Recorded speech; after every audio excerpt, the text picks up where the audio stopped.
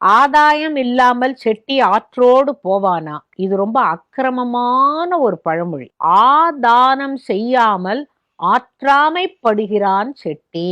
இதுக்கு உள்ளுக்குள்ள நம்ம போய் பார்த்தோம்னா நகரத்தாருக்கு ஒரு வழக்கம். இப்ப வீட்டுல ஒரு குழந்தைக்கு காது குத்தோ, இல்ல ஒரு கல்யாணமோ, இல்ல 60க்கு 60ஓ, இல்ல ஒரு சாந்தியோ, 80வது சாந்தியோ செய்யற பொழுது அவங்க வீட்டுல ஒரு புகுமனை புகுவிழா எது செஞ்சாலும் முதல்ல கோதானம் கொடுப்பாங்க.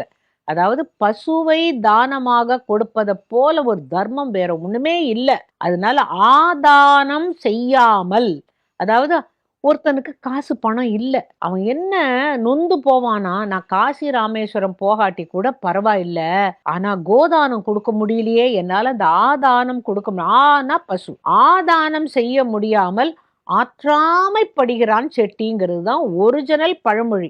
இவங்க யாரோ காதலியோ கேட்டுக்கிட்டாங்க. இப்ப இந்த சிவ பூஜையில கரடி மாதிரி ஆதாயம் இல்லாம செட்டி ஆத்தோட போவானா, ஆத்தோடு போவானா, ஆற்றாமைப்படுவானே செட்டிங்கிறது தான் உண்மை. ஏன்னா அவங்களுடைய தர்மத்துக்கு முன்னால மற்ற யாருடைய தர்மமும் கிட்ட கூட வர முடியாது.